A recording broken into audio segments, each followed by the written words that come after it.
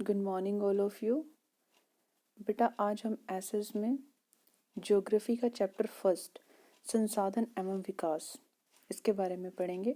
तो सबसे पहले मैं आपको इसके चैप्टर की ब्रीफ इंट्रोडक्शन बताऊंगी जो चैप्टर के बिल्कुल स्टार्टिंग में दी गई होती है।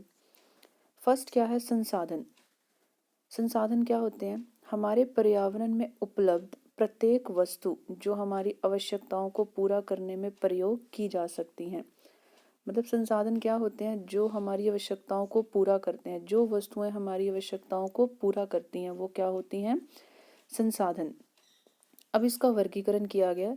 देखो पहले आप ये देखोगे कि संसाधन को डायग्रामेटिकली एक्सप्लेन किया गया है। संसाधन दो संसाधन होते हैं, मतलब दो प्रकार के संसाधन होते हैं। एक होता है प्राकृतिक संसाधन, दूसरा होता है मानवीय संसाधन।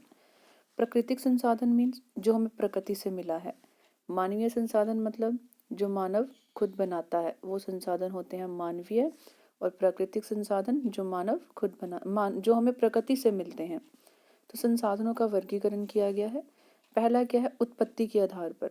उत्पत्ति के आधार पर संसाधन कितने प्रकार के होते हैं? जैव और अजैव। दूसरा है समाप्यता के आधार पर। समाप्यता के आधार पर संसाधन कितने प्रकार के होते हैं? दो प्रकार के, नवीकरणीय संसाधन और अनवीकरणीय संसाधन। तीसरा है स्वामित्व के आधार पर। तो ये कौन से होते हैं? व्यक्तिगत संसाधन, सामुदायिक संसाधन, राष्ट्रीय और अंतर्राष्ट्रीय संसाधन। फोर्थ है विकास के स्तर पर आधार। ये क्या होते हैं? संभावी संसाधन, विकसित भंडार और संचित कोष। तो ये था संसाधनों का वर्गीकरण जो शॉर्ट फॉर्म में एक्सप्लेन किया हुआ है। इनकी डिटेल आगे चैप्टर में आएगी। उसके बाद दिया हुआ है थर्ड संसाधनों का महत्व। संसाधनों का क्या महत्व है? संसाधन राष्ट्रीय अर्थव्यवस्था के आधार हैं और लोगों की जीविका का प्रमुख साधन है। मतलब संसाधनों का हमारे जीवन में क्या महत्व है? एक तो ये राष्ट्रीय अर्थव्यवस्था, देश की जो अर्थव्यवस्था होती है ना, उसका ये आधार होते हैं। जो लोगों की जीविका का मतलब उनकी आजीविका का प्रमुख एक साधन होते हैं। नेक्स्ट है संसाधनों का विकास। संसाधनों का विकास क्या कहलाता है? संसाधनों का उचित समझ बूझ के साथ प्रयोग करना ही संसाधन विकास कहलाता है। देखो हमारे जो संसाधन होते हैं ना वो बहुत कम होते हैं, लेकिन लोगों की जो आवश्यकताएं होती हैं वो बहुत ज़्यादा होती है। तो संसाधन क्या होते हैं? लिमिट, और आवश्यकताएं अनलिमिटेड होती हैं। तो हम क्या करते हैं? कम संसाधनों में अधिक से अधिक लोगों की आवश्यकताओं को पूरा कैसे करना, वो क्या कहलाता है? संसाधन विकास की मतलब समझ बूझ के, संसाधनों का उचित समझ बूझ के साथ प्रयोग करना ही क्या कहलाता है? संसाधन कहलाता है। नेक्स्ट है सतत पोषणीय विकास। सतत पोषणीय विकास मतलब धारणीय विकास, कि संसाधनों का प्रयोग तो करना लेकिन पर्यावरण को बिना नुकसान पहुंचाए, वो क्या होता है? सतत पोषणीय विकास। सतत पोषणीय आर्थिक विकास का अर्थ है कि विकास पर्यावरण को बिना नुकसान पहुंचाए हो और वर्तमान विकास की प्रक्रिया भविष्य की पीढ़ियों की आवश्यकताओं की अवहेलना न करे। कि विकास तो करना लेकिन बिना पर्यावरण को नुकसान पहुंचाए, वो क्या कहलाता है? सतत पोषणीय विकास। नेक्स्ट है संसाधन नियोजन। नियोजन मतलब प्लानिंग करना। संसाधनों के विवेकपूर्ण उपयोग के लिए नियोजन एक सर्वमान्य रणनीति है। राष्ट्रीय, प्रांतीय और स्थानीय स्तर पर संतुलित संसाधन नियोजन की आवश्यकता है। कि संसाधन की प्लानिंग करना, कि विवेकपूर्ण ढंग से इसका उपयोग करना राष्ट्रीय स्तर पर, प्रांतीय स्तर पर और स्थानीय स्तर पर, वो क्या कहलाता है? संसाधन नियोजन। नेक्स्ट है संसाधनों का संसाधनों के नियोजन का लाभ। अब जब हम संसाधन की प्लानिंग कर लेते हैं तो इसका क्या लाभ होता है? इससे संसाधनों की बर्बादी कम होती है। देखो हम क्या करते हैं? उचित संसाधनों का प्रयोग करते हैं। इससे क्या होगा? संसाधनों की बर्बादी कम होगी, पर्यावरण प्रदूषण से मुक्त होगा और भविष्य की आवश्यकताओं को भी ध्यान में इससे रखा जा सकता है। तो संसाधनों के नियोजन का लाभ, इससे संसाधनों की बर्बादी कम होती है, पर्यावरण प्रदूषण मुक्त होता है और भविष्य की आवश्यकताओं का भी इससे ध्यान रखा जाता है। नेक्स्ट है संरक्षण कार्य। संरक्षण मतलब इसको बचा के सेव करके रखना। मानव द्वारा संसाधनों के प्रबंध को संरक्षण कहते हैं। कि मानव क्या करता है? संसाधनों को कंजर्व करके रखता है, कि मतलब आने वाले टाइम में कभी कोई भी प्राकृतिक आपदाएं आ जाती हैं, उससे क्या होता है, सब कुछ नष्ट हो जाता है, हमें संसाधन नहीं मिलते, इसीलिए उसका संरक्षण करना वो क्या कहलाता है, संरक्षण, संसाधनों के प्रबंधन का संरक्षण कहलाता है।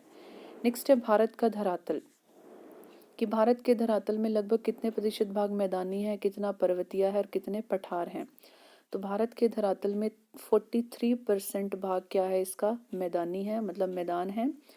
30% इसका भाग पर्वतीय है, मतलब 30% भाग में पर्वत है, और 27% भाग ये किसका है, पठारों का। तो टोटल कितना हो गया ये, 100%। 43% मैदानी है, 30% पर्वतीय क्षेत्र है, और 27% क्या है, पठार का विस्तार है। ये भारत का धरातल है। अब नेक्स्ट है, भारत में भूमि प्रयोग का प्रारूप जो 2014 से 15 में किया गया था, वो बताना है अब हमें कि वो क्या है। भारत में भूमि प्रयोग का प्रारूप 2014-15, 14-15 की प्रणाली के हिसाब से बताया गया कि वन कितने प्रतिशत क्षेत्र पर थे, 23.3% पर।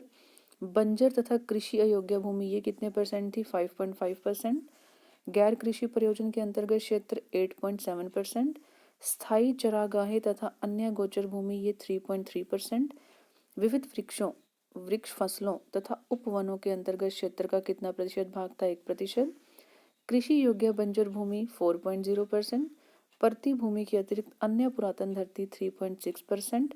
वर्तमान परती 4.9%। और शुद्ध बोया गया क्षेत्र ये कितने परसेंट पर था, 45.5%। ये था भारत में भूमि के प्रयोग का प्रारूप 2014-15 के अकॉर्डिंग। नेक्स्ट है मृदा। मृदा मतलब मिट्टी। पृथ्वी की भूप्रपटी की सबसे ऊपरी परत जो विखंडित शैल चूर्ण से बनी है और पौधों के लिए उपयोगी है, उसे मृदा या मिट्टी कहते हैं। मिट्टी क्या होती है, धरती की जो ऊपर की जो परत होती है जो विखंडित शैल के चूर्ण से बनती है, और ये मिट्टी पौधों के लिए, फसलों के लिए लाभकारी होती है, उसे क्या कहते हैं, मिट्टी। अब इसका वर्गीकरण, मृदा का वर्गीकरण मिट्टी की उर्वरता और रंगों के आधार पर किया जाता है। रंग जैसे ये मिट्टी बहुत प्रकार की होती है, जलोढ़ मिट्टी, काली मिट्टी, लाल मिट्टी, तो मृदा का वर्गीकरण उसके रंगों के आधार पर किया जाता है। नेक्स्ट है मृदा अपरदन। मृदा अपरदन मतलब कि प्राकृतिक कारकों जैसे कि नेचुरल कारक जो होते हैं, जैसे कि हवा और जल द्वारा मिट्टी का एक स्थान से दूसरे स्थान पर हटना, वो क्या कहलाता है, मृदा अपरदन।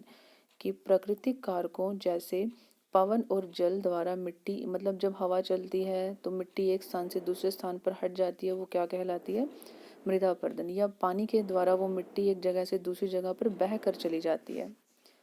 नेक्स्ट है भू अपरदन के कारण। अब इसके कारण क्या क्या है, ये किस कारण से होता है भू अपरदन, जिससे भूमि बंजर हो जाती है। पहला क्या है, वनों की लगातार कटाई करना। दूसरा क्या है, अत्यधिक चराई, मतलब जो चरागाह होते हैं पशु, वो क्या करते हैं, लगातार चराई करते हैं, जिससे जो भूमि है वो बंजर हो जाती है। नेक्स्ट क्या, पहाड़ी ढलानों पर ढाल की ओर खेत जोतना, वहाँ पे पहाड़ी ढलानों पर जो है लगातार खेत जोते जा रहे हैं। और फोर्थ है अत्यधिक वर्षा, ज़्यादा बारिश के कारण भी जो भू अपरदन होता है वो अत्यधिक होता है। तो बेटा ये इसके थे की पॉइंट्स, संक्षिप्त परिचय चैप्टर का। ये आप अच्छी तरह से पढ़ोगे, उसके बाद नेक्स्ट चैप्टर हम कंटिन्यू करेंगे।